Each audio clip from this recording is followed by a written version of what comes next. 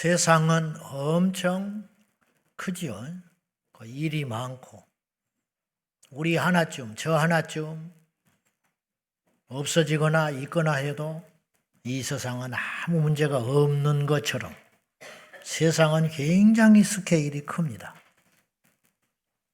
근데 그에 반해서요, 이 세상을 변화시키고 움직이고 하는 어떤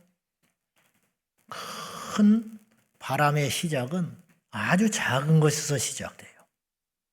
어떤 한 사람의 잘못된 선택, 이게 온 세상을 시끄럽게 할 때가 있고, 우리 인생사도 마찬가지. 그 당시에는 별로 그렇게 중요한 게 아니었어요. 전화 한 통, 누구와 무심히 만나서 이야기한 거, 또 어디를 가서 뭔가를 결정한 거, 그런 것이 나중에 큰 태풍이 돼가지고 내 인생과 내 가정을 흔들흔들하게, 좋은 일이든 나쁜 일이든. 그래서 우리 모두는 후회를 하든지 아니면 안도의 한숨을 쉬든지 우리가 지금 그러고 있는 거예요. 그때 큰일 날 뻔했다. 혹은 그때 그거 안 했어야 되는데. 이런 후회가 우리 안에 다 있는 거예요. 1914년 6월 28일 보스니아 사라예보에서 총성 2발이 울렸습니다. 쏜 사람도 맞은 사람도 훗날에 이 사건이 세계 역사를 이렇게 흔들 줄을 누구도 몰랐어요. 훗날에 이 총성은 세상을 바꾸게 돼요. 이 총성은 오스트리아 황태자 부부를 향한 암살 총격이었는데, 이로 인하여 정확히 한 달 후 1914년 7월 28일 세계 1차 대전이 일어납니다. 4년간 지속된 이 거대한 전쟁으로 인하여 1600만 명에서 2000만 명이 죽었습니다. 부상자는 약 2000만 명. 그리고 물질적 피해는 계산이 안 됐어요. 그걸로 끝난 게 아니에요. 그걸로 인하여 2차 대전이 다시 일어나요. 그 불씨로 인해서. 그러니까 이 1차, 2차 대전을 구분하기도 하지만 30년 전쟁으로 묶어서 이야기하기도 해요. 우리나라에게는 영향이 없었을까요? 여러분에게 앉아있는 여러분에게 영향이 없었을까요? 1945년 2차 대전 종결될 때까지 얼마나 많은 사건과 일들이 오늘 우리 내 자신에게도 영향을 주고 있는 것일까요? 흥미로운 것은요, 이 오스트리아 황태자 부부가 암살을 사전에 피할 수 있는 기회가 3번이나 있었다는 거죠. 역사에 2%는 없어요. 가정은 없는데 그때 이 3가지 중에 한 가지만 행동을 다르게 했다면 이 인류 역사가 바뀌어질 수도 있었다는 거예요. 첫 번째, 암살 계획이 누설이 돼버려요. 어설프게 암살을 준비했는지 이 오스트리아 황제 부부를 향한 암살 계획이 누설돼 가지고 보스니아 정부에서 혹시 모르니 우리나라 방문을 미뤄주세요라고 요청을 해요. 근데 이 황태자 부부와 오스트리아 정부에서 강행을 합니다. 첫 번째 기회를 잊어버린 거예요. 두 번째 기회가 찾아왔는데 암살 계획이 이렇게 노출이 돼가지고 이런 낌새가 있었으면 경호를 가더라도 강화를 했어야 했어요.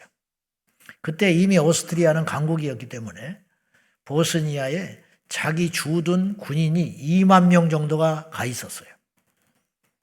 근데 그 중에 배짱 좋게 120명만 착출을 해요. 훨씬 더 많이 군인들을 모아가지고 경호를 강화할 수 있었는데도 불구하고 오만함을 부린 거예요.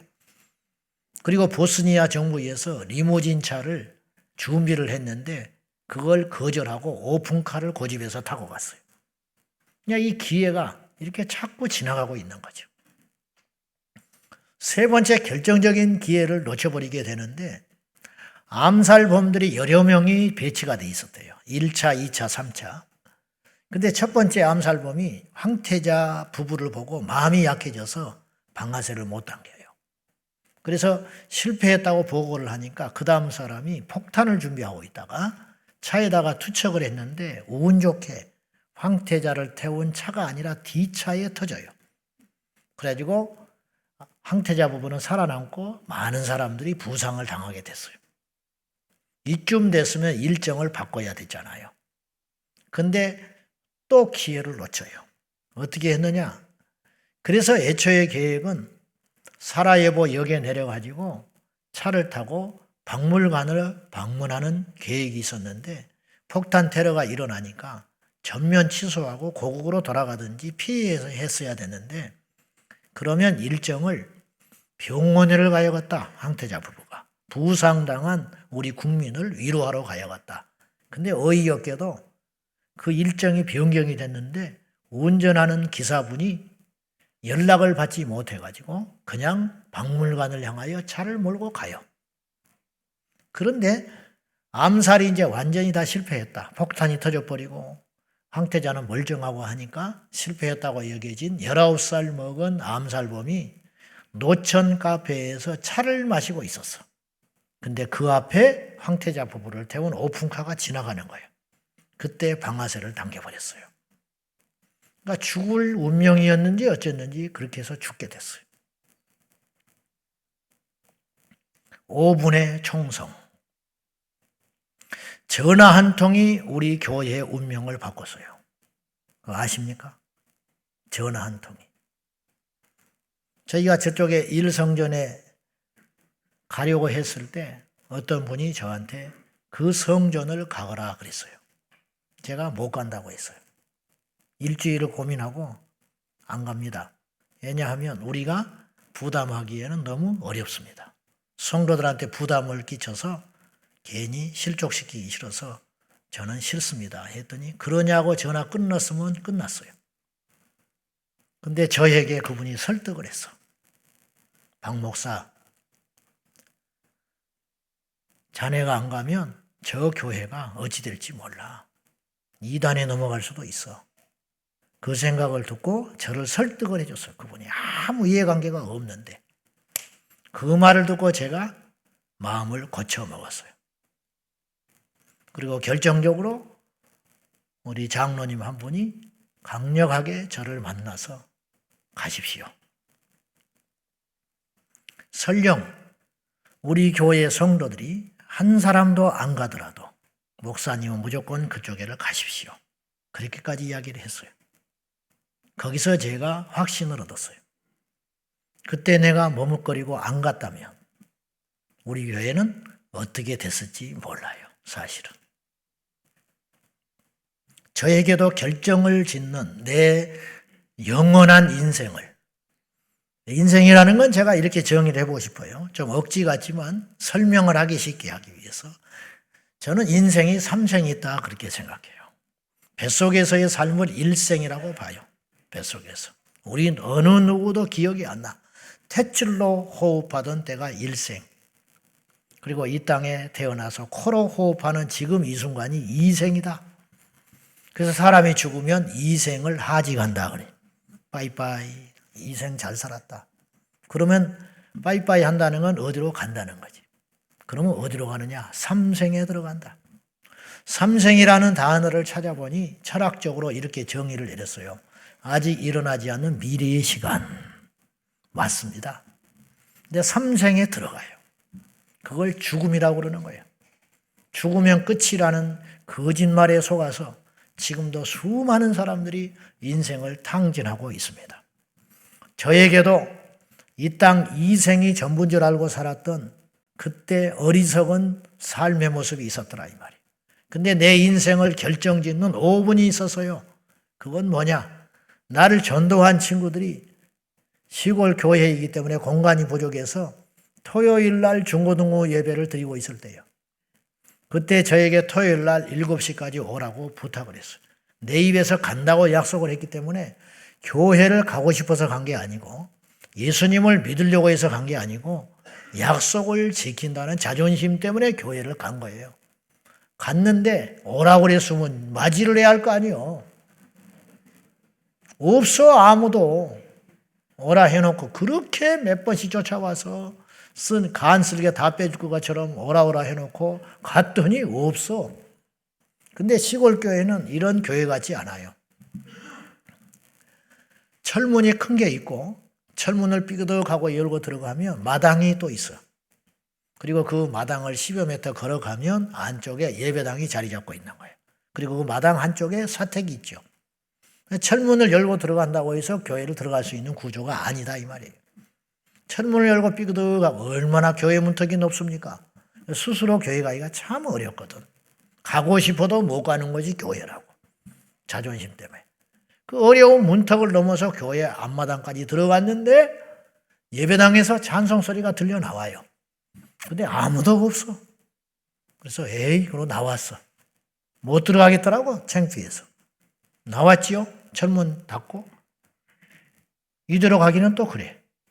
다시 들어갔어. 다시 들어갔는데 예배당에 들어가기는 또 그래. 다시 나왔어. 다시 들어갔어. 나왔어. 이걸 서너 차례 했어요. 그때 만약에 철문 딱 닫고 에이 나는 약속 지켰어. 걔들이 나한테 무례하게 한 거야. 그리고는 딱 문 닫고 나와버렸으면 나는 그 길로 끝. 나는 교회 안 갈 사람이에요. 그리고 그 친구들은 더 이상 나한테 접근해서 전도 못해. 왜냐? 야 오라고 그래서 갔잖아. 근데 없더라. 전도를 하려면 똑바로 해. 다시는 나한테 교회 가자는 소리 하지 마. 그러면 나한테 더 말 못해. 걔들이 잘못했기 때문에. 딱 그렇게 하면 담 싹 딱 쌓는 거예요. 그럼 나는 지금쯤 못하고 있을까? 아마도 나는 길거리 가다가 누가 노방전도하고 있고 포괄적 차별금지 반대합니다 써 있는 걸 보면 참 밥 먹고 할 짓 없다. 내 그렇게 손가락질하고 갈 사람이에요. 미친놈들이라고 할 사람이에요. 텔레비전에서 PD수첩 뭐 어쩌고 저쩌고 해가지고 교회가 어쩐다, 기도원이 어쩐다, 목사가 어쩐다 그러면 아이고 돌려라. 채널 돌려버린 사람이라. 그런데 나는 하나님의 첫째 은혜, 두 번째 내 인생의 가장 현명한 결정을 그 어릴 적에 내 인생을 그렇게 크게 바꿀 줄 모르고 무심코 문 열고 예배당에 딱 들어간 것이 내 인생을 이렇게 바꿔버렸어요. 그날 저는 어떻게 예배를 드렸는지 기억 안 나요. 어떻게 어떤 분이 설교했는지 기억이 안 나. 근데 한 가지 기억에 남는 것은 예배 후에 앞으로 나를 나오라 하더니 새로 왔다고 옷깃에다가 십자가 배지를 달아준 거. 그것은 생생하게 기억나지요. 그 뒤로 예배에 빠지지 않았고 그해 여름에 수련회 갔다가 제가 방언받고 성령받고 주님을 인격적으로 통곡하고 회개하고 뒹굴면서 만났고 1년 후에 고등학교 1학년 때 내가 목사가 되어야겠다. 그렇게 결심한 거지요. 약속에 5분 늦었다가 운명이 바뀌기도 해요. 입시장에 5분 늦게 들어가서 인생이 꼬여버린 사람이 많아. 회사 면접에 5분 늦게 갔다가 인생이 잘못된 사람도 있겠지. 프로스펙스라고 알죠? 그 회사가 우리 좀 연세 드신 분들은 다 알 텐데 원래 그 모 회사가 국제그룹 거였어. 국제그룹. 근데 국제그룹이 전두환 대통령 시절 때 공중분해되고 말았어요. 왜 그러냐? 미뽀인 거지요. 평소에 미운털이 박혀 있었는데 결정적으로 청와대에서 재벌 총수들을 불러가지고 회의를 하기로 했는데 그날따라 이 회장이 탄 비행기가 부산서 김포공항에 도착했는데 폭설이 내렸어요. 비행기가 연착된 거예요. 청와대에 늦게 부랴부랴 지각하는 바람에 5일 있다가 금은교원에서 대출 딱 막아가지고 국제그룹 그 짱짱한 그룹이 공중분해되고 말았어요. 어이없는 일이죠. 지금이야 상상할 수 없는 일이지만 그때는 그렇더라 이 말이죠. 아십니까? 우리도 모른 채 무수히 많은 기회가 지나갔어요. 우리도 모른 채 무수히 많은 죽음의 사자가 우리 곁에서 지나간 적이 많아요. 5분만 빨리 갔으면 죽었어요. 5분만 늦게 갔으면 죽었다니까요. 그런 시간들이 우리에게는 수없이 많았어요. 그건 다 지나간 옛일이야. 중요한 건 지금인데 오늘 우리가 결단하고 결정해야 할 하나가 있다 이 말이죠. 그게 뭐냐? 오늘 본문에 보면 5분을 기점으로 천국과 지옥으로 그의 운명이 완전히 바뀌어버린 두 사람이 등장을 해요. 이 두 사람은요, 어찌 보면 얼마나 못되고 악한 짓을 했는지 십자가에서 죽는 거죠. 무슨 죄를 얼마나 졌는지는 성경에 안 나와 있어요. 한 가지 분명한 것은 죽을 만하니까 죽게 됐다라는 거예요. 누군가 오늘날도 사형을 당한다 그러면 그 사람 볼 것도 없어요. 오죽하면 죽이겠냐 이 말이죠. 근데 이 두 사람이, 예수님은 인류의 죄를 위하여 십자가에 달려 죽고 계셨지만 이 두 사람은 자신의 죄로 십자가에서 달려 죽어가고 있었다 이 말이죠. 근데 이 두 사람은 거꾸로 말하면 일생일대의 기회를 잡은 거예요. 어떤 사람이 예수님과 함께 죽겠어? 인류 역사상 이 두 명밖에 없었어. 제일 큰 죄를 지은 두 명의 흉악한 강도가 그 마지막 순간에 살 수 있는 절대 기회를 얻은 행운의 사나이들이라 그렇게 볼 수도 있어. 어찌 보면. 여러분, 억지 소리 같지만 제 말을 잘 들어보십시오. 어차피 병들어서 사형 선고받아서 병원에 누워서 죽는다면 어떤 사람이 기회냐? 그 병실에 누군가 와서 전도를 해주는 병원에 있는 사람이 기회를 얻은 것이다 이 말이에요. 그래요, 안 그래요? 물론 병실에 눕는 일이 없어야지요. 근데 이황지사 병실에 누워 있는다면 그 병원에 누군가 와서 전도를 해주는 병원에 입원한 것이 마지막 최고의 행운을 잡은 거라는 거죠. 그 기회를 붙잡고 정말로 예수님을 영접하고 천국 간 사람도 이 시대에 있어요. 저희가 부목사 할 때 전도팀을 꾸려가지고 암센터에 일주일에 한 번씩 전도하러 갔어요. 그때는 전도가 가능했어요. 근데 방송도 때때로 경고방송 나오죠. 하지 마라 그러기도 하고 좀 싫은 소리 듣고 쫓겨나기도 하고 그랬지만 그래도 전도할 수 있었어 그 당시에. 그런데 가면요, 어제까지 병실에 누워서 이렇게 밥도 먹고 그랬던 분이 그 다음 나가면 없어. 병실을 옮긴 게 아니고 하룻밤에 죽어버린 거예요. 나는 그런 죽음을 암센터에서 여러 번 봤어요. 어제 전도지 전해주고 그걸 읽어보겠다고 하고 그러면 잠깐 저하고 5분만 시간 내주시면 제가 몸이 안 좋으시니까 5분이면 됩니다. 그러면 이분이 내일 오라고 그래. 내일 가면 없어. 왜? 가버린 거야. 이런 경험을 많이 했다니까요. 거꾸로 잠깐 저하고 5분만 이야기합시다. 그러면 고개를 끄덕끄덕해. 그러면 그 귀에다가 예수를 전해. 그리고 영접하시겠습니까? 그러면 기도해달라고 그래. 기도해줬어요. 그 다음 나가면 없어. 이게 인생이에요. 오늘 이 강도가, 한 강도는 마지막까지 자기의 잘못을 인정하지 않고 고집 부리고 있다가 멸망길로 갔어요. 여기서 멸망한다는 것은 망했다, 죽었다 이상의 의미가 있어요. 그건 뭐냐? 지옥에 간다는 거예요. 사람이 죽으면 끝이라면 지옥 가고 천국 갈 필요도 없지. 누차 말했지만 우리가 이렇게 살 필요 없어요. 옆 사람 배려 안 해도 돼요.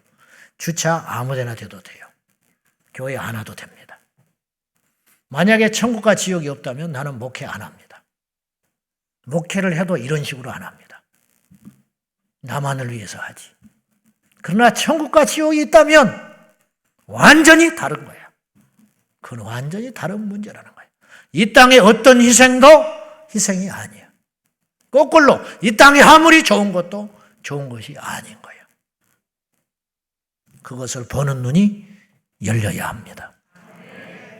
근데 한편의 강도는 극적으로 막차 탄 거예요.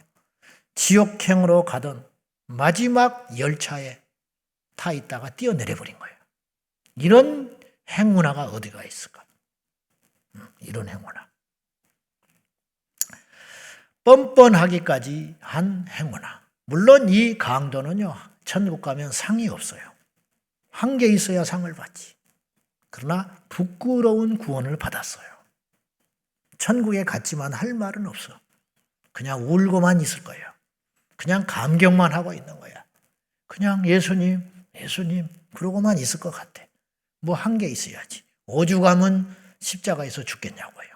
근데 구원받는 이 강도는 이 짧은 5분의 찬스를 확 잡은 지혜로운 자다 이 말이에요. 얼마나 지혜로운지 몰라요. 이 강도가 구원받은 것은 100% 확증이 있어요. 만약에 예수님의 이 증거, 오늘 내가 진실로 내게 이르노니 오늘 네가 나와 함께 낙원에 있으리라. 이렇게 확증을 안 해줬으면 신학적으로도 논쟁이 많을 뻔했어요. 야, 이런다고 구원 받았겠냐? 아니야, 받았어. 이게 갈리게 생겼다니까요. 근데 예수님께서 확실하게 못을 박았어요. 이 정도의 수준에 이런 악한 자도 이 짧은 순간에 나를 받아들임으로 넉넉히 구원받았다. 얼마나 놀라운 복음입니까? 이 강도가 선한 일을 한 적이 없고 선한 일을 할 기회도 없어요. 그냥 입술로만 주님 앞에 자기의 잘못을 고백하고 예수님을 인정한 것뿐인데도 불구하고 너끈히 구원을 받았다. 얼마나 놀라운 복음입니까? 그러고 따지면 오늘 이 자리에 오신 여러분 중에 어느 누구도 여러분에게 허락하신 이 5분의 기회를 붙잡기만 하면 지옥에 갈 사람이 한 명도 없어요. 문제는 이 오고 있는 기회를 스스로 차버린다면 여러분에게 영영한 기회가 없을 수도 있다는 사실이죠. 도대체 이 강도는 어떤 신앙 고백을 했기에 이 극적으로 구원을 받을 수 있었는가 하는 것입니다. 41절과 42절을 보겠습니다. 41절부터 시작. 우리는 우리가 행한 일에 상당한 보응을 받는 것이니 이에 당연하거니와 이 사람이 행한 것은 옳지 않은 것이 없느니라 하고 이르되 예수여 당신의 나라에 임하실 때에 나를 기억하소서 하니 구원 받으려면 절대 조건이 두 가지가 있어요. 첫째 회개, 두 번째는 믿음. 근데 이 강도는 회개했어요. 우리는 이 죄값으로 우리의 잘못으로 마땅하다. 죽는 것이 마땅하다. 어째서 너는 마지막까지 네 잘못을 깨닫지 못한 채 예수님께 그렇게 무례히 행하느냐? 그렇게 꾸짖잖아요. 나는 죽어 마땅한 죄인이다. 이거 엄청난 고백이에요. 이게 인정하는 거예요. 회개는 여기서 시작되는 거예요. 내가 잘못한 줄 알아야 회개가 나오지. 내가 옆 사람한테 뭘 잘못한 줄 알아야 미안하다고 할 거 아닙니까? 내가 아픈 줄 알아야 병원을 가지요. 내가 내 몸에 문제가 있다는 것을 인정할 때 수술을 받을 거 아닙니까? 그러니까 이 강도가 구원받는데 첫째 절대 조건, 회개했다. 나는 죄인이다. 나는 내 죄값으로 죽어 마땅한 자다. 이거 인정하는 거 쉬울 것 같죠? 여러분은 얼마나 인정을 하고 계세요? 여러분 남편한테 잘못했다고 인정한 적 있습니까? 여러분 아내한테 미안하다고 먼저 손 내민 적이 얼마나 있어요? 여러분 교우 관계 속에서 집사님, 내 미안하고 내가 참 집사님을 힘들게 했던 것 같아. 내가 정말 미안하고 그렇게 말한 사람 거의 없어. 그냥 묻어가는 거야. 그냥 너는 너대로 나는 나대로 그렇게 살아가는 거지요. 이거 절대 쉬운 고백이 아니에요. 그러기 때문에 회개를 제대로 하는 사람이 많지가 않다는 거예요. 우리 중에 진실로 회개하면 주께서 우리의 허물과 죄를 용서해 주신다는 거예요. 죄의 크기가 커서 지옥 가는 게 아니라고 그랬어요. 회개를 하지 않기 때문에 지옥 가는 거예요. 두 번째 구원을 얻기 위한 절대 조건, 믿음. 어떤 믿음이냐? 내 신념의 믿음이 아니라 나는 천국 갈 수 있어라고 하는 자신을 믿는 게 아니라 나는 형편없는 죄인인 것을 믿고 이 형편없는 죄인을 예수님의 능력이라면 나를 용서할 수 있다는 믿음. 그래서 이 강도는 어떤 믿음이 있었냐면 예수님이 십자가에서 우리와 함께 죽으나 죽지 않을 뿐이다. 그러니까 당신의 나라를 가지고 온다고 믿었고요. 자기도 죽지 않는다고 믿었어요. 놀라운 것은 자기가 죽음으로 끝이라면 이를 갈고 죽어버리고 말았겠죠. 그러니까 한편의 강도는 내가 죽는 판인데 뭐 이판사판 내가 무슨 할 말, 뭘 못하겠냐. 죽는 놈이 제일 무서운 거거든. 대통령이 무섭겠어? 돈이 부럽겠어? 권세가 무섭겠어? 아무것도 무서운 게 없어. 내가 뭐 죽는데 내가 뭐가 무서워? 뭐가 부러워? 끝난 거지. 이렇게 해서 멸망길로 갔어요. 그러나 이 강도는 자기가 죽으나 죽지 않는다는 사실을 믿었어요. 놀랍지 않아요? 죽는다고 끝이 났다고 생각하면 뭐하러 나를 생각하라고 하냐고. 나는 죽으나 죽지 않을 것 같아. 뭔가 있을 것 같아. 죽은 다음에 세상이 펼쳐진다는 거예요. 그 나라는 예수님의 나라인데 그 나라의 주인이 내 옆에서 십자가에 죽으신 이분이다. 그러면 나를 들여보낼 수 있는 유일한 결정을 짓는 분은 이분밖에 없다. 그러면 이분한테 내가 잘 보여야 되는 거예요. 그래서 이분께 사정하는 거예요. 그 나라에 들어갈 적에 나도 데려가십시오. 나는 자격 없는 줄 압니다. 나는 흉악한 자였습니다. 나는 내 죄 때문에 죽습니다. 그러나 불쌍히 여기셔서 그 나라에 들어갈 때 내 손 잡아 주시고 들어가 주세요. 여러분, 이 대화가 5분도 채 안 걸렸어. 그러나 이 강도는요, 완벽한 예수님을 인정한 선언을 한 거예요. 그래서 이것이 흡족했기 때문에 예수님께서 오늘 네가 나와 함께 낙원에 있으리라. 평생 율법을 들들 애운 율법학자들, 바리새인들한테도 예수님은 이렇게 말하지 않으셨어요. 너희들은 다 지옥 간다 말하셨어요. 근데 이 강도는 그 짧은 신앙 고백으로 인하여 구원을 받았다 하는 것이. 그러므로 구원은 쉽기도 하고 어려운 거예요. 어째서 쉽냐? 인정하기 하면 쉬워요. 그러나 인정하지 않으면 수십 년을 교회에 다녀도 구원을 못 받는 거예요. 이게 신비지요. 구원의 신비. 오늘 우리에게 이 두 강도처럼 영원한 우리의 미래 운명을 바꿀 수 있는 5분의 시간이 공평하게 저와 여러분에게 주어졌어요. 오늘 또 그냥 가실랍니까? 많은 시간과 많은 사건들이 우리를 바꾸지 않는다고 그랬어요. 총성 2발, 십자가 체형을 받아 죽어가는 마지막 5분. 삭개오가 뽕나무에 올라간 건 5분 걸렸어. 그러지 않겠습니까? 5분의 결정. 그것이 삭개오의 영원한 미래를 바꿨어요.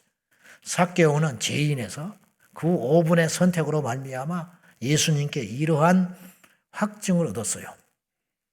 오늘 이 집에 구원이 임했다. 이 사람도 아브라함의 자손이다. 그러니까 가정에 보면 이런 뜻이 되는 거예요. 여러분이 저는 다 지금 구원받은 상태라고 나는 생각하지 않아요. 여러분을 무시하는 게 아니라 이게 사실이에요. 이렇게 많은 사람이 다 진짜일 수는 없잖아요. 그것도 이상한 거야. 그것도 거짓말이라고. 여러분 학원에 갔는데 선생님이 우리 학원에 오면 전부 서울대학교 갑니다. 그건 거짓말이야. 몇 명 갈지는 모르지만 내가 최선을 다하겠습니다. 이 선생님을 나는 믿겠어요. 그렇잖아요.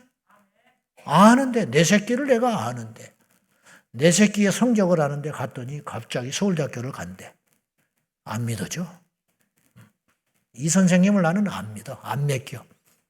여러분 이 자리에 앉아있는 여러분이 다 천국 가기를 바라고 그건 예수님도 원하고 저도 원하고 여러분도 원하지만 현실은 그렇지 않다니까요. 그렇다면 여러분이 저 예배당에 문을 열고 들어올 때 여러분 중에 누구인지는 모르나 지옥에 갈 자가 있었어.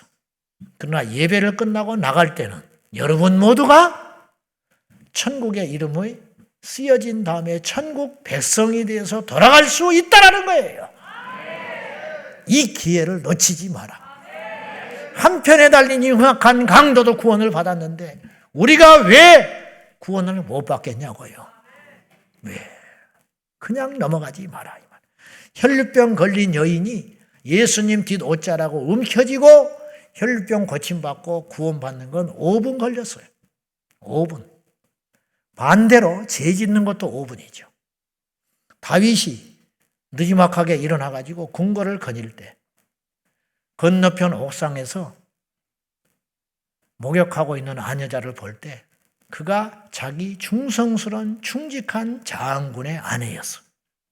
그걸 보고 유혹에 넘어간 건 5분이었어요. 데려와라. 근데 다윗이 그때 5분의 선택을 잘못해서 자기만 고통받는 게 아니고 온 이스라엘 백성들이 다 고통받았어요. 그때 다윗이 그 올라오는 욕정을 물리치고 뒤로 돌아서서 미친 것이 다 있다. 지 남편은 전쟁터에 나가서 지금 중내산에 하고 있는데 한가롭게 대낮에 벌거벗고 목욕을 하는 여자도 있네. 아이고 그놈 참 그 여자도 한심하다. 그렇게 돌아섰다면 가정은 없지만 다윗의 인생은 얼마나 더 아름다웠을까. 가슴 아프게도 제가 목회를 하면서 자격은 없지만 목사라고 하는 이 무거운 짐 때문에 어쩔 수 없이 성도의 잘못이 드러났을 때, 나만 알고 있을 때 그 사람을 살리려고 부를 때가 있어요. 두 가지 반응이 나와. 펄펄 뛰어. 그런 적 없다는 거야. 그러면 답 없어. 그리고 교회 떠납니다. 근데 인정하는 사람이 있어. 가만히 있어. 그러면 내가 이렇게 이야기를 해. 두 길이 있다. 살 길이 있고 죽을 길이 있다. 어떻게 할래? 근데 고개를 숙이고 죽을 길로 가고 싶은 거예요, 이 사람이. 즉, 죄를 버리고 싶지 않아. 제가 왜 살 길인데 죽을 길로 가려고 그러냐? 이리 가자. 죄 없는 인간이 누가 있냐? 다 마찬가지다. 이제부터 이 길로 가자. 그러고 그러고 일어나. 그리고는 안 보여. 그리고는 그 길로 계속 가. 맨날 며칠이 괴로워. 잠을 못 자고. 죄가 그렇게 큰가 봐요. 저는 그걸 이기고 과감하게 끊어버리고 나온 사람을 못 봤어. 그래서 죄는 짓기 전 5분으로 돌아가는 게 제일 좋아. 그러나 그럴 수 없잖아요. 죄는 막는 게 제일 상수라 그랬어요. 피하십시오. 도망하십시오. 떠나십시오. 오늘 여러분에게 두 가지 기회가 주어져 있어요. 동일하게. 첫째, 구원받을 수 있는 기회가 오늘 여러분에게 있어요. 두 번째, 여러분의 죄를 정리할 수 있는 기회가 오늘 여러분에게 있는 거예요. 어떻게 하실래요? 응? 어떻게 하실래요? 자, 이제 우리에게 주어진 이 5분의 시간을 통하여 영원한 미래를 바꾸기 위해서 어떻게 해야 되느냐. 첫째, 오늘 전부를 걸어야 돼. 다시 말해서 미루지 마라 이 말이에요. 뒤로 미루지 마라. 삭개오가 여리고에 살 때 예수님이 자기 고을에 온다는 소식을 듣고 삭개오가 나갔는데 사람들이 너무 많이 모여가지고 키도 작고 예수님을 볼 수가 없다. 에이, 오늘은 아닌가 보다. 그랬으면 삭개오의 미래는 어떻게 됐을까? 그러나 삭개오는 그때 결단을 해야 했어요. 뽕나무에 올라가는 용기. 사람들이 비웃었습니다. 어른이 채석옷을 입고 번듯한 어른이 얼굴이 번질번질한 기름을 칠하느니 싹 이 뽕나무에 올라간다는 것이 결코 쉬운 일이 아니에요. 혈류병 걸린 여인이 예수님 뒷 옷자락을 만지러 나갔다가 결단을 해야 했어요. 갈등이 있었어요. 어떤 갈등? 사람들이 너무 많아서 자기 같은 천한 것은 이 죄인은 예수님을 감히 기도받을 수도 없었어요. 그러나 그건 언감생심 버리고 저 복잡한 무리 가운데 내가 혈류병 걸린 죄인이지만 포기하지 말고 예수님 뒷 옷자락이라도 잡아보자. 그렇게 실행했을 때 이 여인에게는 기적이 일어났다 이 말이죠. 흉악한 귀신 들린 딸을 둔 이방 여인 가나안 여인이 예수님 만나러 갔을 때 철저히 무시당합니다. 의도적으로 예수님 무시해 테스트하기 위해서. 나는 너 안 고쳐줘. 너는 이방인 개라 개. 심한 이야기를 하신 거지. 그때 돌아섰으면 끝이야. 그러나 이 여인은 그 5분의 기회를 살렸어요. 옳습니다. 나는 예수님께 그런 취급을 받아 싼 죄인입니다. 이방인 개 취급을 받는 사람인데, 그러나 개들도 주인의 상에서 떨어지는 부스러기는 먹을 수 있잖아요. 그 부스러기를 주시면 안 될까요? 그때 예수님이 여인아, 네 믿음이 크도다. 네 믿음대로 될지어다. 포기하지 않았더니 그 인생 일대에 찾아온 5분의 기회를 살려서 이 여인은 단순히 자기 딸이 귀신에서 해방됐다는 것이 문제가 아니고 이 집안에 구원이 임했다는 게 중요하다는 거예요. 예수님을 만났다는 거죠. 오늘 우리에게도 그 시간이 온다 이 말이죠. 제가 외부에 집회를 가서 보면 종종 목격하는 게 있어요. 밖에 이제 집회를 가면 첫날에 저는 하나님께 뜻한 바가 있고, 그래서 어디를 가든지 어지간하면 구원에 대한 설교를 첫 시간에 해요. 그것이 제일 급하고 모인 분들이 구원을 받아야 한다고 하는 전제하에 설교를 일단 합니다. 그런데 설교가 길지요. 부흥회니까. 주일날 예배도 긴데 부흥회는 오직 길겠어. 일주일에 한 번, 또 새벽에 여러분 만나는 사람 일주일에 두세 번 서너 번씩 만나는 여러분한테도 이렇게 할 말이 많은데 평생에 언제 만날지를 모르는 사람들 앞에는 얼마나 할 말이 많겠냐고. 그러니까 설교가 기니까 중간에 나가. 안 들어와. 어떤 사람은 전화가 울리면 놀래서 나가. 안 들어와. 설교 끝나고 구원받지 못한 사람 혹시 손을 들으라고. 그러면 손을 들면 되는데 옆에를 쳐다봐. 옆 사람을 왜 쳐다봐? 자기가 손을 들든지 말든지 하지. 남자가 손 들기가 쉽지 않아. 그러면 내가 다시 기회를 줘요. 가슴에다가 손을 대시오. 그것도 또 쳐다봐. 될까 말까. 멈칫멈칫하는 게 보여. 물론 이걸 된다고 구원받는 거 아니에요. 손 든다고 구원받는 거 아니에요. 그러나 할 때까지는 해봐야 할 거 아니에요. 근데 그 기회를 놓치고. 그리고 내가 머뭇머뭇한 사람을 내가 본단 말이에요. 그 다음날 안 와. 마지막 날까지 안 와. 너무 아깝지요. 우리 교회에 예배 드리러 왔다가 우리는 지금 예배당에 들어와 있기 때문에 잘 몰라요. 차댈 데가 없어서 가버린 사람은 얼마나 많으며 예배를 드리러 저 문턱이 높은 교회의 문턱이 높다니까요.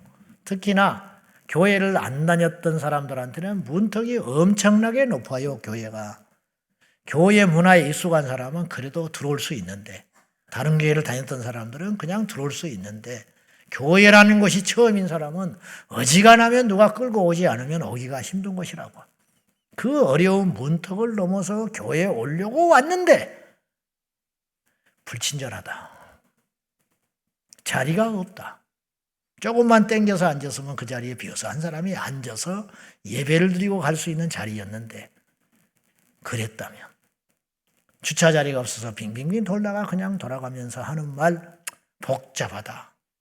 다음에 오지. 그래서 영영 오지 못한다면 교회 어렵게 문을 두드리고 문턱을 넘어서 왔는데 누군가 물어보는데 대꾸도 안 한다. 뭐 이런 데가 있는가. 그 길로 교회를 나갔다면 누가 책임지죠? 그래서 저는 목회를 해보니까 현직에 있는 동안에는 어쩔 수 없이 꼼꼼할 수밖에 없겠더라고. 저는 이렇게 춥거나 더우면 화가 나요. 왜냐? 더우면 졸고 추우면 집중을 못하거든. 음향이 좀 어쩌다 그러면 제가 굉장히 화가 나요. 왜냐? 아깝잖아. 너무 아깝잖아.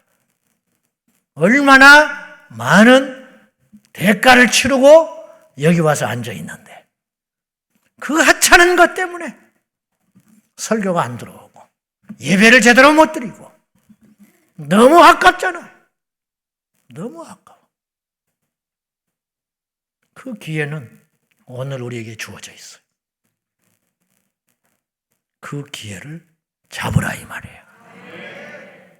인생을 결정짓는 5분. 마귀의 방해가 있습니다. 사탄의 시험이 있습니다. 별것이 다 시험이에요. 왔는데 막 목사가 뭔 화가 났는지 소리를 빼라. 이렇게 좋게 말하지 왜 소리를 질러? 나하고는 안 맞다. 소리를 지르고 안 지르고의 문제가 아니라 여러분은 그걸 보지 말고 제 변명 같지만 맞는 소린가 틀린 소린가를 따져보라 이 말이에요. 틀린 소리면 오면 안 돼요. 성경에 없는 헛된 소리 하면 오면 안 돼요. 그런데 듣기에 감당은 참 어려워. 근데 틀린 소리는 아니다. 그러면 와야 돼. 술 먹지 마라. 집사가 돼서 왜 술을 먹고 다니냐. 그 소리 좀 안 하면 내가 살 것 같다는 거야. 꼭 내가 토요일 날 술 먹으면 저 이야기를 한다. 응? 목사님은 사회생활을 안 해봐서 몰라. 세상이 그렇게 만만치 않은데 술 안 먹고 무슨 사업을 하고 술 안 먹고 무슨 영업을 할 수 있다고 참 속 편한 소리 한다. 그렇게 생각하면서 마음을 딱 닫을 수도 있죠. 그러나 생각을 바꾸면 야 오늘 또 왜 저 이야기가 내 안에 들어오는가.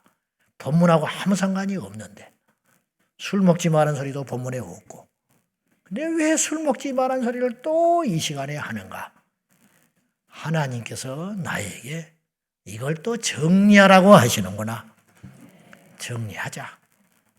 그렇게 결단해라 이 말이에요. 히브리서 3장 15절 말씀 다 같이 시작. 성경에 일렀으되 그의 음성을 듣거든 격노하시게 하던 것 같이 너희 마음을 완고하게 하지 말라 하였습니다. 하나님의 음성이 사람들을 편치 않게 하신다는 거예요. 격노하게 하신다는 거예요. 화를 낼 줄 알면서도 감당하기 어려움에도 알고 우리 하나님께서 진리의 말씀을 선포하신다. 이게 지금 이스라엘 선생이 광야에서 겪었던 이야기를 히브리서 기자가 하면서 하는 말이에요. 그럴 때에 너희들은 마음을 강팍하게 하지 마라. 받아들여라. 튕겨내지 말고 거절하지 말고. 왜? 틀린 말씀은 아니지 않냐? 응? 틀린 말씀이 아니라면 내 자존심, 내 기분에 상관없이 받아들여라. 언제? 오늘 3장 15절에 오늘 일컫는 이날에 이 음성을 듣고 다음으로 미루지 마라. 여러분 오늘 예배당에 왔잖아요. 하나님 만난 적도 없고 진리가 믿어지지도 않고 영생 천국 지옥도 관심도 없고 그냥 교회만 왔다 갔다 했는데 오늘 또 나에게 그 결단의 시간이 왔음에도 불구하고 여러분이 그냥 가면 여러분은 어떤 상태냐면 이런 상태가 되는 거예요. C.S. 루이스는 기독교 변증가인데 이 사람이 스크루테이프라는 소설책을 썼어요. 이게 이제 마귀의 입장에서 역지사지로 소설을 쓴 거예요. 어쨌든 그 내용 안에 이런 이야기가 나와요. 실로 지옥에 이르는 길은 점진적인 길이다. 즉 급회전도 없고 이정표도 없고 표지판도 없고 부드럽고 완만한 비탈길이다. 지옥에 가려면 노력하고 결단하지 않고 가만히 지내면 된다. 예수 믿어라, 회개해라, 교회 나가자 하는 말을 들어도 흔들리지 말고 가만히 그대로 살다 보면 어느 순간에 여러분의 귓전에 다음과 같은 소리가 들려올 것이다. 지옥, 여기는 지옥이다. 그런 소리를 듣게 되리라. 이 말이 딱 맞는 말이에요. 세상에서 제일 쉬운 일이 어떤 일이냐면 지옥 가는 일이에요. 왜냐? 태어나서 아무것도 안 하면 돼요. 여러분 열심히 사세요. 여러분 지금까지 해온 고집대로 사세요. 그러면 지옥 가요. 여러분 착하면 착한 대로 지옥 가요. 착한 대로 사세요.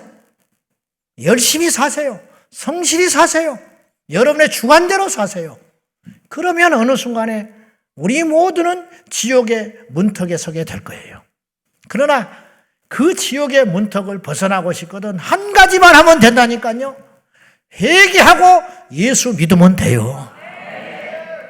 이것이 어떤 사람에게는 너무 쉬운 일이고 어떤 사람에게는 너무도 어렵고 힘든 일이다. 그 갈림길에 우리가 서 있는 것입니다. 여러분은 이 두 명의 강도 중에 누구입니까? 기도하겠습니다.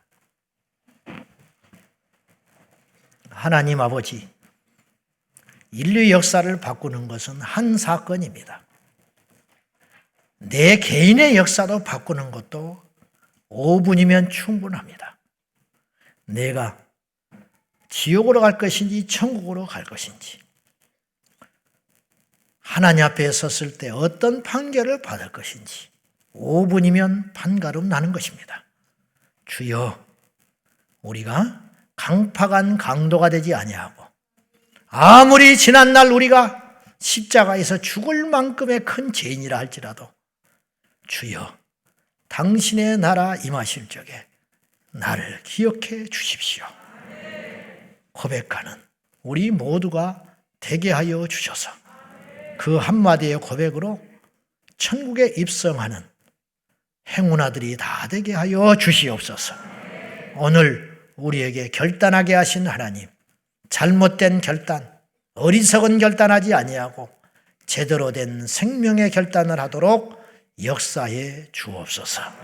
예수님의 이름으로 기도하옵나이다. 아멘.